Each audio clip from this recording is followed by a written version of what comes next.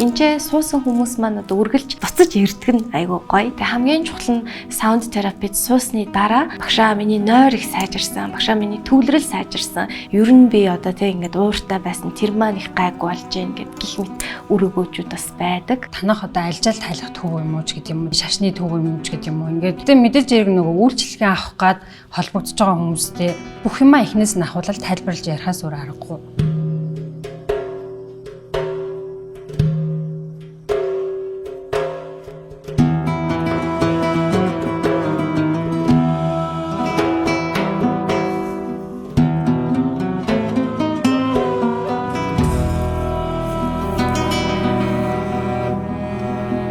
Хөгжимд бясалгал гэж монголоор хэлж байгаа. Ерөнхий нэршил болохоор энэ sound therapy. За яадгүй гэхээр юм тодорхой хэмжээний өндөр үйлдэл гаргадаг хөгжмийн зэмсгүүд байдаг.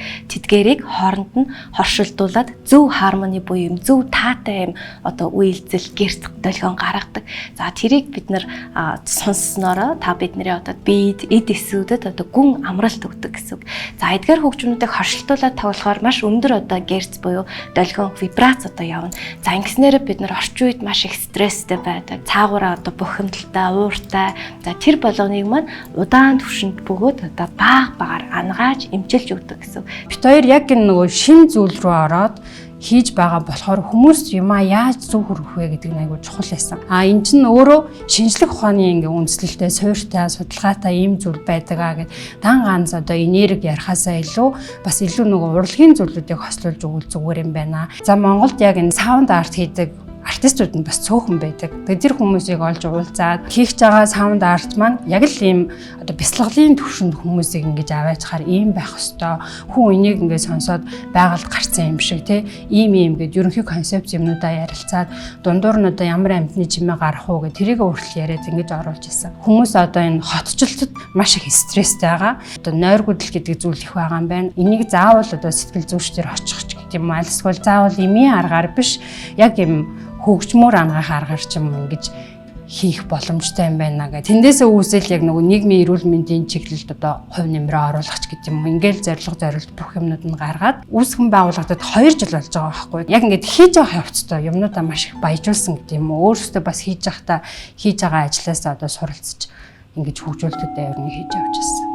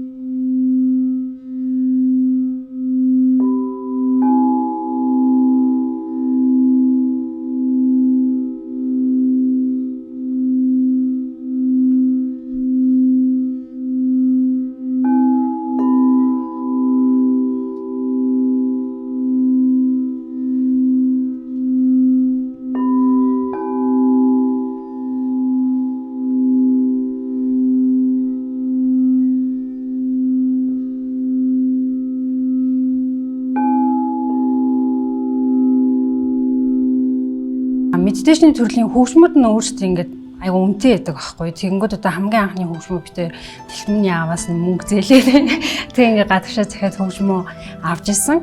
Тэгээд одоо бит хоёрын зорилго юу вэ тэгэхээр олсон орлогынхан бараг 70% гэдэг юм уу хөгжүүлэлтэндээ дандаа зарцуулдаг. Яг мөнгөний төлөө гэхээсээ илүү бит хоёрын хийж байгаа юм илүү хүмүүст гоё тухтай байгаасаа ч гэдэг юм уу те. Студид яаж гоё болох уу?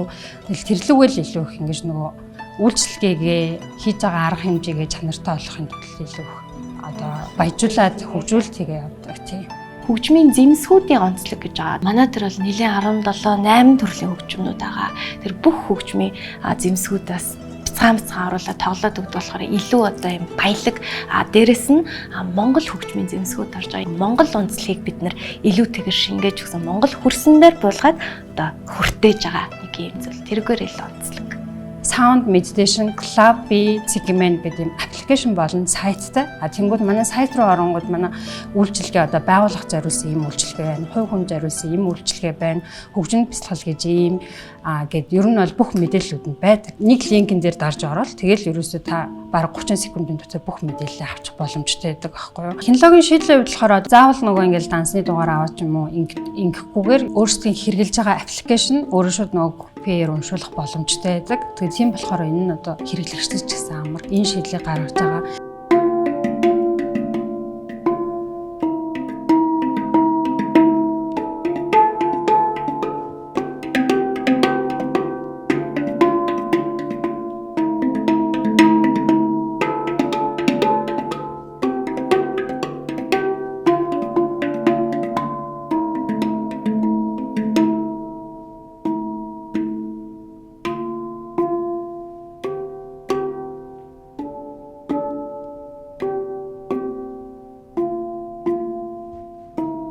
За хамгийн үнцэнтэй зүйл гэвэл бит хоёр өөрсдөө гэж би бодож байна. Хоёр үнэхээр гар нийлдэг, ажлын одоо шилдэг хамтрагч нар цаанаасаа бит хоёр яг юм арга бэлэг шиг хосолж одоо ажилдаг. Тэгээ маш их одоо итгэл бит хоёр дээр байгаа тий. Би биедээ үнэхээр итгэдэг, хариуцлагатай гол нь.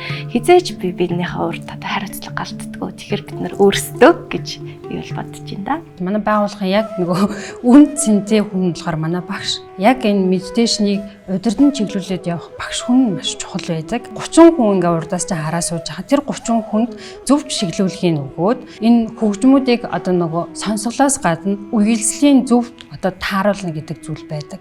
Тэр бүх зүйлийг тааруулаад дээрэс нь маш их сэтгэл гаргаж тоглодог гэх юм уу. Тийм болохоор одоо манай байгууллагын хамгийн үнцэнтэй зүйл гэх юм уу, хүн гэх юм уу, энд бол одоо манай багш л гэж би боддог. Хөгжмийн бясалгалын арга хэмжээ ерөнхийдөө хувь хүмүүст болон албан байгууллагуудад бас нэлээд бид нэр зохион байгуулдаг байхгүй. Байгууллагуудад зориулсан стресс менежмент гэдэг хөтөлбөрийг ер нь бол зохион байгуулт юм. Тэгэхээр одоо байгууллагаараа ч гэдэг юм уу 20-30 хүн манай дээр хурж ирээд бас юм манай хөтөлбөрт хамрагдах боломжтой байдаг. Хөрвөх зүйлүүд нь маш олон баялаг гэх юм уу. Өнгөрсөн жилийн 100 гэдэг бид нар маш олон нөгөө аялал жуулчлалын компаниудтай хамтарч ажилласан. Гадны жуулчид хурж ирэнгүүд яг нөгөө хингэрэг тоглодог, хил хуур тоглодог бас илүү яг нөгөө монгол зүйлээ барьж исэн. Тэнгүүд яг л бас нөгөө үндэсний хархираа, хөөми одоо уртын дуу юу байж энэ энэ бүх зүйлүүдээ бас аль болохыг шингээхийг бас хичээдэг. Тэгэхээр нөгөө аялал жуулчлалын салбар руу бас ингэж нөгөө хөрвөх ингээ бас боломжтой. Одоогор бол бид нар нэг 10,000 гаруй хүнд хөгжим бясалгалын арга хэмжээ хүргэсэн байгаа. Энийг бол цаашдаа өшөө, тоон нэмэгдэх байх гэж бас бодож байгаа.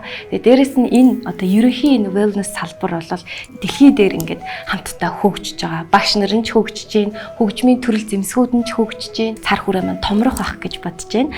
За дээрэс нь бид хоёрын одоо бас цаашдын хүсэл гэвэл илүү одоо Монголын одоо энэ нарийн хөгжмийн зэмсгүүд байгаа шүү дээ. Эдгээрүүдийг яг энэ саунд терапиудаа өршөө сайн уйж өгөөд гадны одоо энэ фестивалуудад оролцох ч юм уу гадныханд бас хүрэхийг илүү одоо бид хоёр зорилго болгож харж байгаа. Тэгэхээр ганцхан Монголдоо гэхээс илүү яа тэгвэл эн чинь нөгөө хөгжмийн хилэмж, урлагийн хилэмж, мэдрэмжийн хилэмж, энергийн хилэмж байгаа учраас энэ дэлхийд түгэх бяцхан ноц төсөлтэй гэдэг.